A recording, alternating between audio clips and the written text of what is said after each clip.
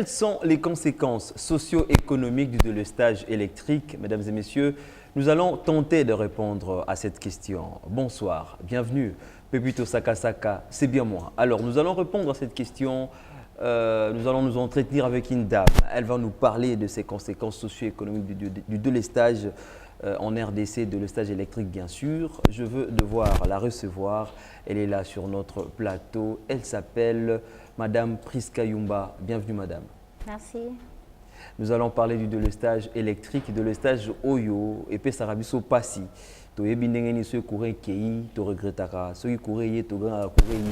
Alors nous allons réfléchir. Ninu et Komaraya Passi, courant kokende kozonga de stage 1 mois, 2 mois, tozanga courant Nini et Komara. Alors nous allons parler avec Madame Priska Yumba. Elle est ingénieure en génie électrique, en même temps responsable d'une entreprise dans les énergies renouvelables. Madame Priska, délestage, c'est quoi le délestage? Délestage, je vais être un peu plus simple pour toute personne qui n'est pas aussi ingénieur pour pouvoir comprendre. Normalement, le délestage, c'est la mise hors service de certains abonnés au niveau du réseau. Donc, je m'explique. Certaines personnes seront délestées, seront déconnectées du réseau, pour dire qu'ils pourront être coupés. On va couper leur courant pour permettre à d'autres personnes de pouvoir jouir de l'énergie électrique. Est-ce que c'est normal ces phénomènes? Oui, c'est un phénomène tout à fait normal du fait que nous n'avons pas d'autre choix. Déjà que le courant est devenu un peu difficile et que les cabines n'arrivent pas à supporter toute la charge. Donc du coup, le délestage est un phénomène très normal. C'est un phénomène très normal. Nous allons en parler. Nous allons décortiquer les conséquences socio-économiques de ces délestages. Mais avant tout, retrouvons la première rubrique Actu Énergie et nous allons retrouver les informations. À tout à l'heure.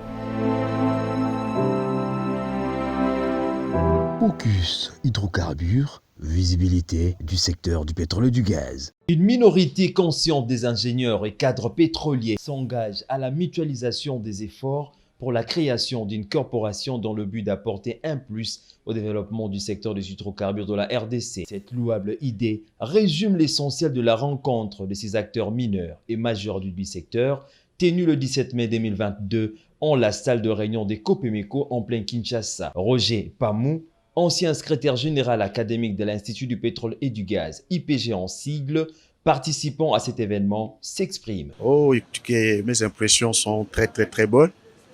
Et je pense que c'est là une idée fondamentale que vous venez de lancer, qui pourra fédérer les différentes compétences qui existent déjà en matière pétrolière, telles qu'elles ont été formées dans nos différentes institutions universitaires. Et à l'instar de ce qui s'est fait dans d'autres domaines, l'ordre des avocats, de médecins, de pharmaciens, je pense que il faudrait qu'il y ait une corporation qui regroupe les ingénieurs où ceux-là, les ingénieurs pétroliers vont développer non seulement tout ce qu'ils ont comme intelligence, compétences, mais aussi où ils auront à défendre leurs propres intérêts.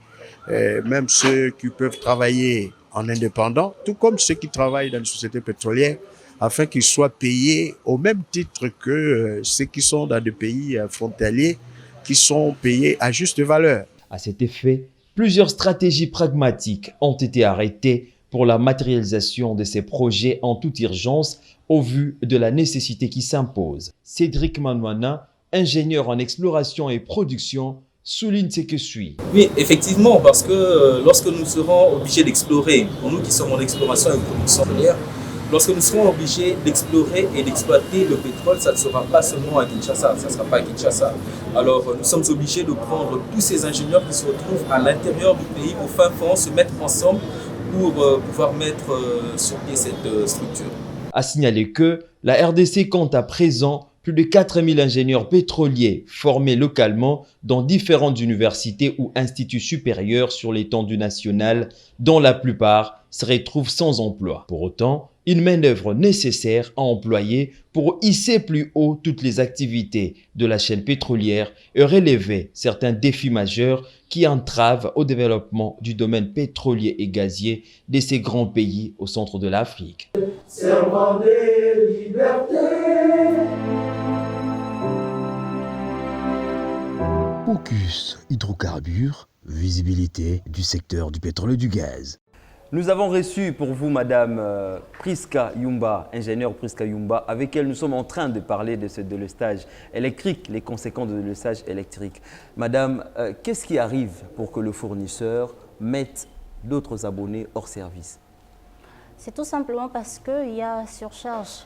Normalement, les transformateurs sont en train de souffrir. Ils sont en train de fonctionner dans de surcharge. Alors pour pouvoir donner de l'électricité à tout le monde, il faudrait mettre d'autres personnes hors service. Sinon, les transformateurs ne pourront pas fonctionner. Comment se font de calculs pour que le fournisseur implante ou installe le cabine électrique? Ça se passe comment? Quels sont les éléments qui entrent en liste pour que se dise voilà, dans un quartier X, on doit faire ça, ça, ça pour satisfaire tel nombre de populations? On calcule la charge des abonnés qui seront servis d'un transformateur, disons, de la cabine. Dans la cabine, nous voyons qu'il y a le transformateur qui est un atout majeur. Alors, normalement, dans le 100% de la charge, la cabine doit supporter au moins 80%. On laisse le coefficient de 20%. Il marche derrière. Voilà, pour pouvoir, pour que le transformateur fonctionne très bien. Mais s'il y a de délestage, la demande est tellement forte que la cabine n'arrive plus, le transformateur, disons, n'arrive plus à supporter cette charge. Et pour ça, on est vraiment obligé de mettre une autre partie des abonnés hors service qui pourront attendre pendant un certain temps bien précis pour rester dans le noir et que les autres puissent en profiter. Comment vous justifiez que nous sommes dans le comment, nous sommes dans le pourquoi? Parce que la question de ce délestage nous préoccupe. Nous avons d'énormes potentiels hydroélectriques. On entend parler de Inga 1, Inga 2, bientôt Inga 3. On a du potentiel en énergie renouvelable et autres, mais la RDC, la ville de Kinshasa, n'a pas du courant. Qu'est-ce qui justifie ça? Mais il y a juste un seul problème. Ici, nous utilisons jusque-là qui est l'hydroélectrique. Nous n'exploitons pas vraiment les énergies renouvelables. Par exemple, les solaires, on ne les exploite presque pas. Ça coûte extrêmement cher. Les éoliennes, n'en parlons même pas. Il n'y en a même pas un tout petit peu ici. Et je pense que c'est vraiment le moment que la SNEL devrait accepter que d'autres fournisseurs entrent en jeu avec leur énergie renouvelable qui pourront aider vraiment la population. Donc pour l'instant, il n'y a que l'hydroélectrique qui fournit de l'énergie électrique, raison de plus qu'on puisse manquer de l'énergie. Raison de plus pour qu'on puisse manquer de l'énergie, mais parlons un peu de ces conséquences socio-économiques. Certainement, il y a beaucoup de questions qui nous viennent en tête. Quelles sont les conséquences? Vous êtes femme. Ouais. Qu'est-ce qui arrive le fait que nous manquons le courant, Déjà, cette histoire de manque de courant, moi je trouve que ça rend la femme vulnérable, ça nous ramène un peu dans l'ancien temps. Par manque de courant, les femmes sont obligées de commencer par préparer sur de bois, ce qui n'est pas bon. Et nous avons du mal à faire des provisions dans nos maisons, tout simplement parce qu'on n'a pas du courant. Comment stocker les histoires? Et c'est vraiment un désavantage. D'autres personnes disent tout haut le délestage occasion de l'insécurité, le Kuluna. Mais bien sûr, c'est très vrai parce que l'ennemi rôde dans le ténèbre. Les délestages, c'est les ténèbres, ça amène l'obscurité. Et qui pourra être à l'abri quand il fait noir? C'est vraiment... Tant qu'il y aura le noir, le Kuluna continuera à travailler à Kinshasa, continuera à terroriser à Kinshasa. C'est aussi un aspect, oui, mais quand il y a du noir, on ne sait pas voir qu'est-ce qui peut nous arriver, d'où est-ce qu'on va, qu'est-ce qu'on peut trouver devant. Donc, c'est tout à fait normal que les Kuluna puissent régner dans le noir. J'ai parlé à une maman concernant le délestage. Elle a constaté que ses enfants ne travaillent plus bien à l'école. Pourquoi? Parce qu'à la maison, les enfants n'ont pas le temps de réviser leurs notes. Est-ce que la faute, c'est au délestage? La faute, c'est au délestage. Est-ce qu'il faudrait dire que la faute, c'est au délestage? Le délestage, normalement, ce n'est pas chaque jour, c'est programmé. Ça, ce ne sont plus des délestages, ce sont des coupures intempestives. Le délestage, c'est bien programmé. Il y a coupure de courant pendant un certain temps bien précis. Ça, ce sont des coupures intempestives. Il y a tellement du désordre, de l'anarchie dans le réseau électrique. Chaque personne peut faire du raccordement par-ci, par-là. Du coup, on ne sait pas quand est-ce qu'il y a délestage et quand est-ce qu'il n'y a pas délestage. Alors, nous allons souffler un tout petit peu. Je sais que nous ne manquerons pas de questions à poser à Mme Priska Yumba. Elle est ingénieure en génie électrique, en même temps responsable de l'entreprise Simelec. On retrouve cette rubrique et nous allons nous retrouver. Focus hydrocarbures, visibilité du secteur du pétrole et du gaz. Aujourd'hui, dans mon lexique, nous allons apprendre un mot utilisé dans la société. Il s'agit du mot environnement. Par définition, l'environnement est l'ensemble des éléments biotiques ou abiotiques qui entourent un individu ou une espèce, et dont certains contribuent directement à subvenir à ses besoins, ou encore l'ensemble de conditions naturelles, physiques, chimiques, biologiques et culturelles, sociologiques, susceptibles d'agir sur l'organisme vivant et les activités humaines. Focus hydrocarbures, visibilité du secteur du pétrole et du gaz. Ils nous suivent de partout, en Angola, au Nigeria, via notre chaîne YouTube Focus Hydrocarbures officiel. Il est là avec nous, le réalisateur de cette émission, Patrick Baba, et aujourd'hui à la caméra, c'est un duo magistral, deux dames, Jolie Bilonda et celle qu'on appelle Lorion Sonkieri, et nous sommes là pour vous servir et communiquer énergétiquement. Madame Priska, vous avez parlé tantôt de raccordement frauduleux. Il y a beaucoup de termes qui jaillissent pendant que vous êtes en train de parler. Est-ce qu'il y a une différence entre coupure intempestive, délestage? Bien sûr, il y a une très grande différence. Quand il y a délestage, déjà, le mot délestage, c'est quand on vous met hors service. C'est juste pour un temps bien précis. Pendant ce temps-là, on accorde de l'énergie électrique à d'autres personnes. Mais maintenant, là, ce n'est plus le cas. Il y a coupure, donc on ne sait pas quand est-ce qu'on a délestage et quand est-ce qu'on n'a pas délestage. Une confusion totale. À tout moment, le courant peut partir. Vous pouvez être là en train de suivre soit des informations ou le match ou que sais-je encore. Il y a coupure directement. Et pourtant, un délestage, c'est bien précisé. C'est connu déjà de tous qu'aujourd'hui, nous aurons des délestages peut-être du matin jusqu'à 18h. On signale. C'est bien averti. Mais tellement que de nos jours, on n'avertit pas. Du coup, ce n'est plus des délestages, ce sont des coupures intempestives. Un message à tous ces gens qui sont habitués à raccorder n'importe comment. Il y a même ceux-là qui commencent à vendre le courant de la SNEL. Ils commencent à vendre le courant, à Zoraba départ, à Kabarba départ, à Tekarandenga Lili. Oui, ça va en ligne. Là, je suis sûre que c'est quelques agents de la SNEL qui font ça aussi, des journaliers, je peux dire ça.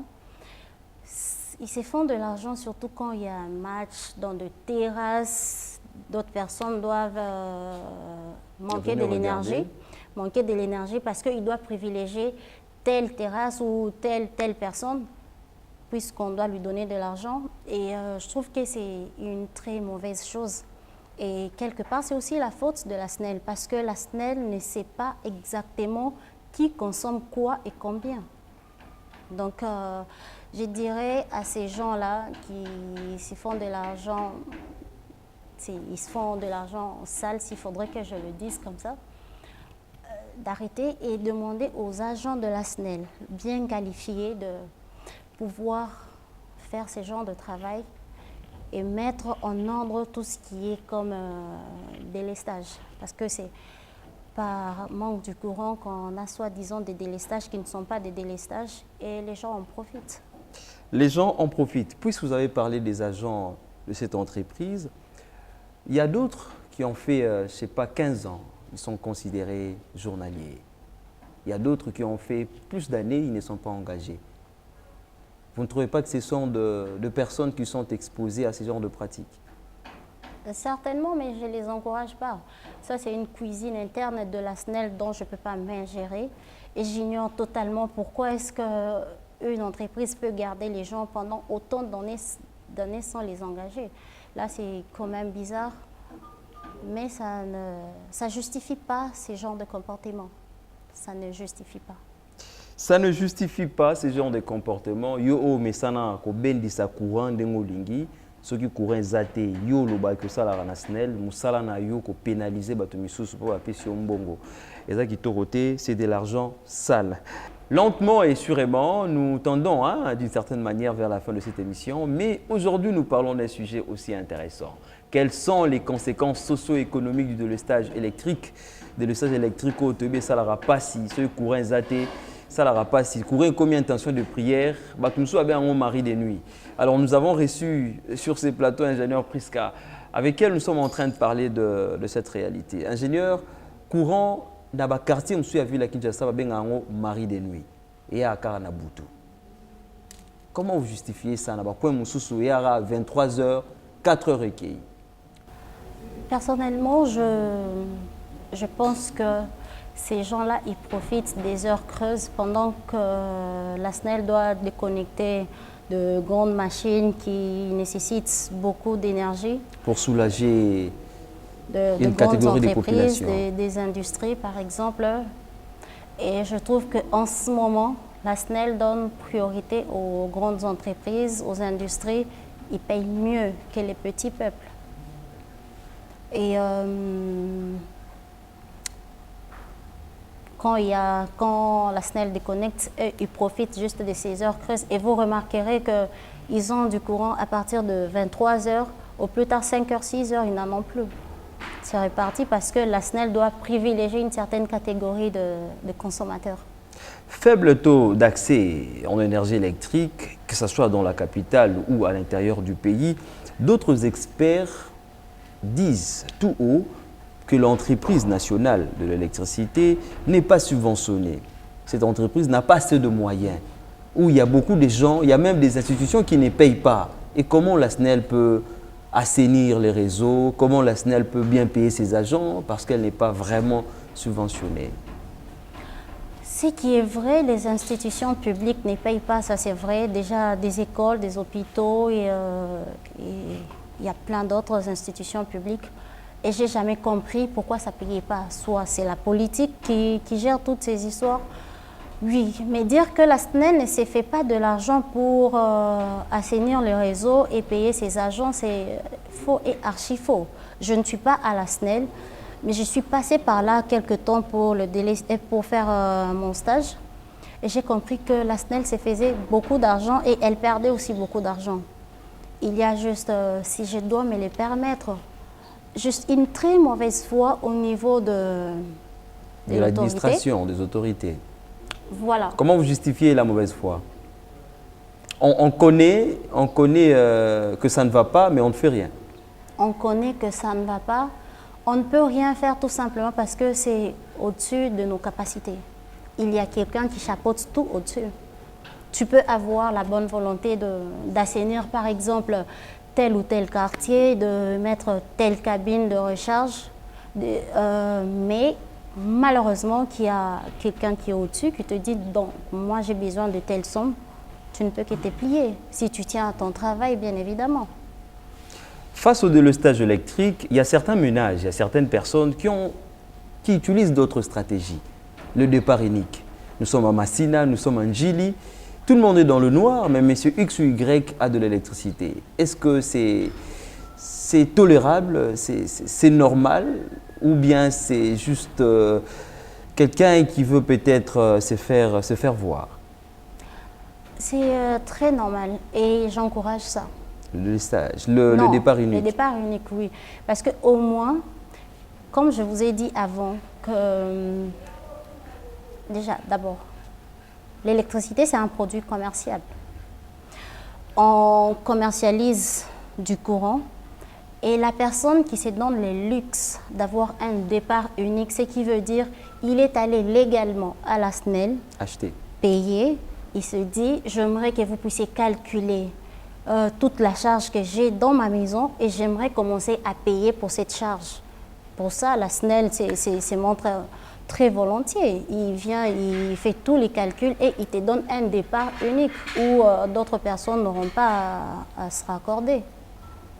Jalousie ezalate, ce que vous constatez côté Nabino Moutouma Azang année courante, donc il a acheté, ça dépend, voilà, n'a pas moyen d'aller.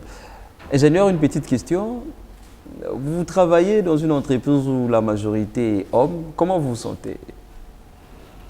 Je me sens normale, peut-être que je suis femme, mais je réfléchis différemment. L'ambiance, les échanges. Il y a un temps pour toute chose, il y a un temps pour parler, papoter, et il y a un temps de réflexion. Je me sens tellement moi dans cet environnement masculin, parce que là, ce sont des grands esprits. Quels sont les endroits qui sont sensibles à avoir de l'électricité à tout moment? Premièrement, les hôpitaux. On enregistre de cas de mort tout simplement par manque de l'énergie électrique. Imaginez-vous une femme en train d'accoucher et qui a coupure de l'énergie électrique. Soit on perd l'enfant, soit on perd la mère. Ou si c'est dans une opération, on perd carrément la personne. Donc pour moi, je trouve que le premier endroit que le courant ne peut pas manquer, c'est les hôpitaux. Bien évidemment, nos autorités aussi. Mais bon, moi, je martèle beaucoup plus sur les hôpitaux. Les aéroports aussi. Dernièrement, nous avons constaté qu'à l'aéroport de Njili, il y avait coupure de quelques minutes. Vous pensez que c'est aussi un endroit stratégique, on ne devrait pas manquer de l'électricité? J'ai peut-être oublié cet endroit, oui. Les aéroports, au niveau des ports et tout ça. Ce sont des endroits stratégiques où on ne peut pas manquer de l'énergie électrique parce que là, au moins, il y a des entrées et des sorties. On ne sait pas qui peut entrer et qui peut sortir. On peut espérer un jour que le Congolais s'élève parce que c'est constitutionnel. L'article 48 de notre Constitution reconnaît aux Congolais les droits d'accès à l'électricité. On peut espérer qu'un jour les Kinois pourront se lever pour réclamer tout haut que Tozangi courant. C'est faisable. C'est faisable, mais je voudrais donner un conseil. Avant de se lever pour réclamer qu'on n'a pas du courant, il faudrait commencer par mettre de l'ordre et laisser à la SNEL de faire son travail. Déjà, tu n'es pas un agent de la SNEL, tu pars faire de raccordements par-ci par-là, vous surchargez des cabines, vous détruisez vous-même des histoires qui peuvent vous donner de l'énergie électrique. Des poteaux, nos cabines, par nous exemple. détruisons. Bon, il y a la faute de la SNEL, la faute politique, la faute de la population, la faute est à tout le monde. Donc chaque personne devrait laisser des agents bien qualifiés faire leur travail normal. Nous avons parlé de ces conséquences, conséquences du délestage électrique. Madame Priska, lentement et sûrement, peut-être on pourra se séparer dans quelques poussières de minutes. Quoi faire? Parce que les gens qui nous regardent se disent, ben, le délestage est là, le délestage va encore continuer. Dans le concret, qu'est-ce qu'il faudrait faire? Dans le concret, il faudrait associer des énergies renouvelables. Puisque maintenant, là, je ne suis pas agent de la SNEL, je ne peux pas vous dire quand est-ce que les délestages prendront fin. Donc, moi, personnellement, je vous conseille de mettre des énergies renouvelables. Et nous, en tant que Simelec, nous sommes là pour vous accompagner. Nous aidons même les petits peuples, même celui qui n'a rien, de pouvoir jouir de l'énergie électrique. Simelec, maintenant dans le Kasaï, dans le Congo central, est-ce que la population a de moyens pour acheter de panneaux, pour acheter de convertisseurs, pour faire tout ça? Est-ce que cette population congolaise, avec une crise qui est en train de frapper, la population a de moyens pour consommer vos services? Voilà pourquoi Simelec est là, pour aider toute cette population. C'est vrai, je reconnais que le panneau solaire, ça coûte extrêmement cher. Et nous mettons à la place de ces gens-là. on vient installer chez vous. On calcule, on fait tous les dimensionnements possibles par rapport à vos moyens et vous nous dites, moi je serai capable de payer telle facture. Nous installons chez vous, vous allez jouir de l'énergie électrique et vous allez, excusez-moi, vous allez commencer à payer petit à petit jusqu'à ce que vous allez finir. Donc, on ne demande pas aux gens d'avoir toute la somme directement pour payer. Donc, on accompagne tout le monde à avoir de l'énergie électrique. Avant de se séparer, nous allons retrouver cette rubrique découverte. Cette fois-là, nous allons vous présenter un monsieur. Il fut un ancien président angolais. On le surnomme aussi le roi du pétrole angolais. Regardons. Focus hydrocarbures, visibilité du secteur du pétrole et du gaz. José Eduardo Santos, ancien président angolais 1979-2017. Il régna à la tête du parti au pouvoir, le Mouvement populaire de libération de l'Angola MPLA. Né en 1942 à Sambizanga, dans le nord de l'Angola, il obtient un diplôme d'ingénieur de pétrole en URSS, actuelle Russie. Surnommé le roi du pétrole angolais, José Eduardo Santos. Focus hydrocarbures, visibilité du secteur du pétrole et du gaz. Alors, on se retrouve pour boucler complètement cette émission. Merci à la grande équipe technique d'aujourd'hui. Je l'avais dit tantôt, c'est un duo au féminin entre Lorion Sonkieri et celle qu'on appelle Jolie Bilonda Bilondaskin, chapeautée par le réalisateur Patrick Baba. Nous avons parlé de ce sujet aussi intéressant, les conséquences socio-économiques du délestage électrique avec Madame ingénieure Priska Yumba et l'ingénieur en génie électrique Mwana Ista Mouchetou Tozanae. Ingénieur, on peut retenir quoi en un mot et quelques dédicaces? En un mot, bon, je ne dirais pas en un mot, déjà ça va faire beaucoup de mots. Certainement. Alors, le délestage, c'est pas prêt de finir. Et nous vous conseillons de chercher Simelec, de fonctionner avec Simelec et vous pouvez jouir de l'énergie électrique. Il n'y a pas de dédicace, ceux qui nous ont suivis à l'extérieur du pays comme à l'intérieur? Bon, à l'intérieur, à l'extérieur, ils sont nombreux à nous suivre et surtout l'équipe Simelec de partout où vous êtes. Je vous dis bon travail à vous. Continuez à vraiment rendre un très bon service et je crois que c'est un peu tôt. Merci à vous d'être passé. Merci à vous aussi. En tout cas, merci de nous accueillir sur le plateau de la chaîne APSI TV. Et grand merci, à la prochaine. Merci beaucoup à vous. Vous avez l'habitude de nous suivre. C'est votre émission Focus Hydrocarbures. On se retrouve prochainement avec le plaisir, la joie, mais surtout de l'énergie. Au revoir.